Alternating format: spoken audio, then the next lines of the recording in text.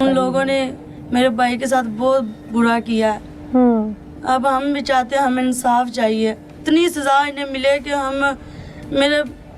इनकी रूह कांप जाए, जैसे इन्होंने हमारे भाई के साथ किया है। मुंह नहीं विखाया गया सारे भाई दा, सानू सारे भाई दा मुंह भी।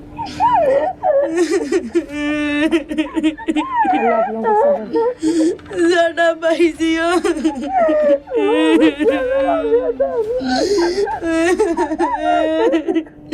सानू तो बस इंसाफ चाहिए अपने भाई दा। आपको सब्र दे, हौसला दे, हिम्मत दे आप लोगों को।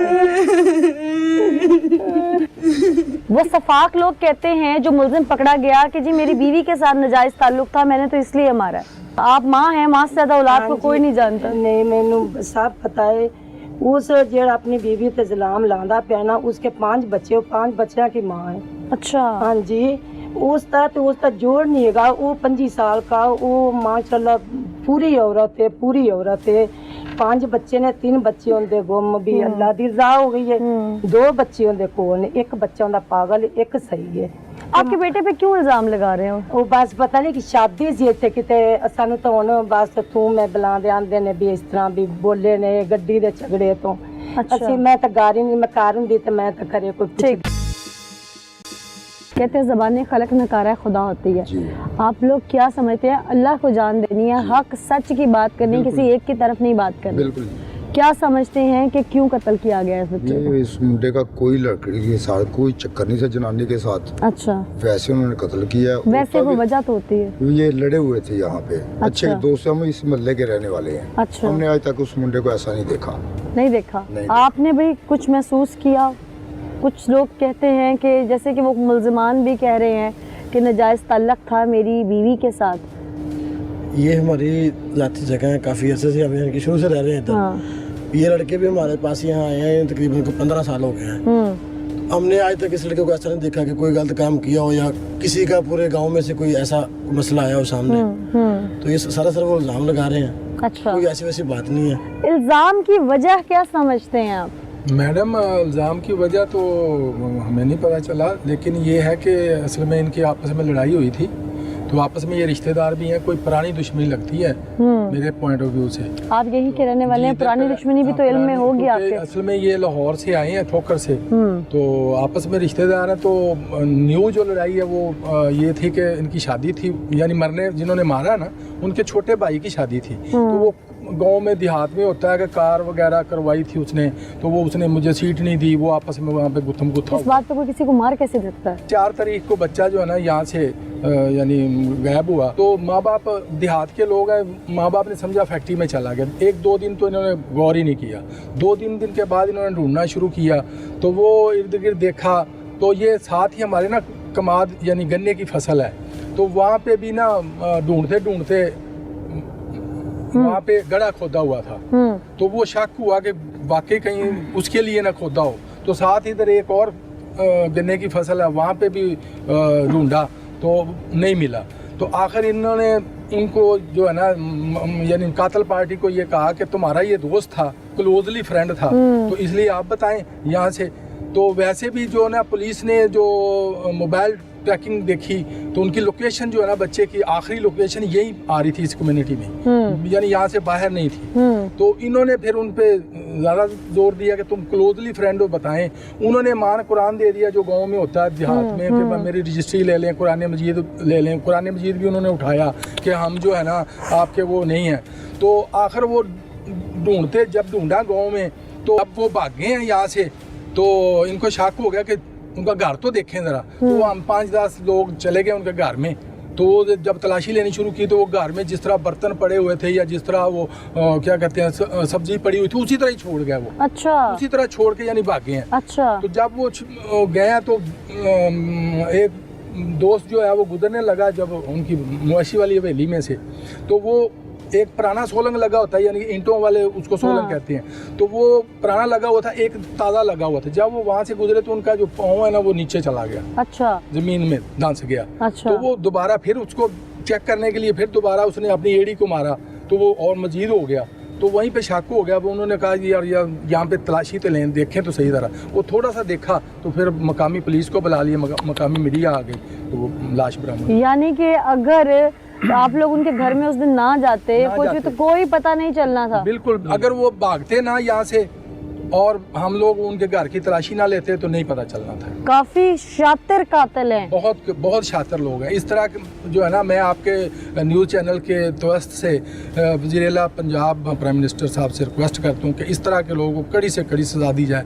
हमारा इलाका बड़ा पुरअमन है, लेकिन उस दिन से यकीन करें बच्चे जो हैं वो बहुत डरते हैं, बाहर निकलने से भी पता नहीं क्या हो जाएगा।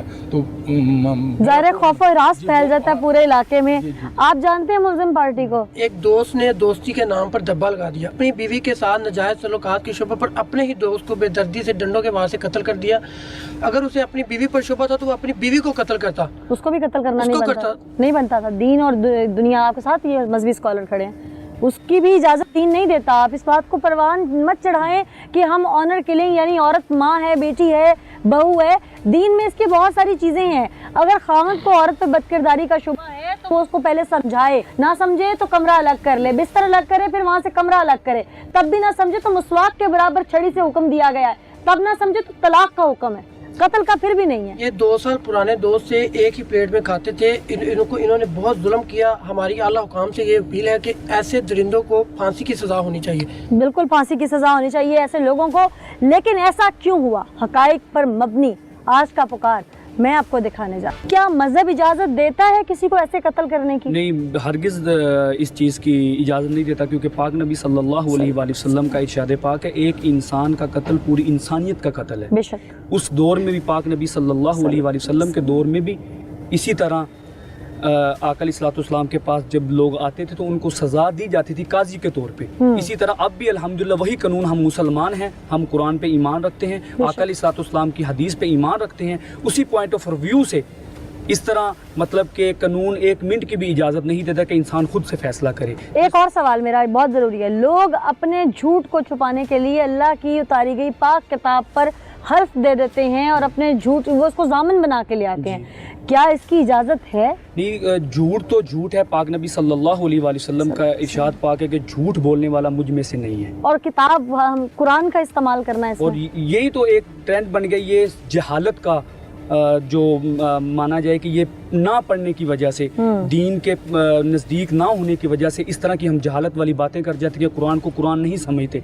हत्ता कि इवन के यहाँ तक है कि कुरान पाक की तो सच्ची भी कसम नहीं उठानी चाहिए, तो लोग तो झूठ के मबनी चीज़ों पे इसको इस्तेमाल करते हैं। तो अल्लाह पाक हम सब को अमल की तौफीक दे और अल्लाह पाक ऐसे घिनौने कामों से हमें महफूज फरमाए। और बहुत ज़्यादा इनके साथ जुल्म हुआ, और मैं भी एक एक इज़्ज़तदार शहरी होने के नाते वज़ीर-ए-आला पंजाब से और हमारे प्राइम मिनिस्टर रिक्वेस्ट करता हूँ कि इनको कड़ी से कड़ी सज़ा दी जाए, और जो कानून के दायरे में रहकर इनकी सज़ा है वो देनी चाहिए। आपके इलाके के इमाम मस्जिद हैं, उससे आप फतवा ले सकते हैं कि क्या होना चाहिए दीन की रोशनी में, कानून की रोशनी में। अदालतें हैं भाई, अब तो ज़ना के लिए पर्चा हो जाता है, दोनों को सज़ा होती है। ये इसका मतलब ये नहीं कि अगर आप मुआशरे में कुछ ऐसा देख रहे हैं तो आप खुद, क्योंकि हर इंसान कहीं ना कहीं किसी ना किसी गुनाह की दलदल में धंसा है, तो अगर हम खुद अपने गुनाहों पर रोशनी डालना चाहें तो फिर तो पहले वाजिब कत्ल हम खुद सारे होंगे।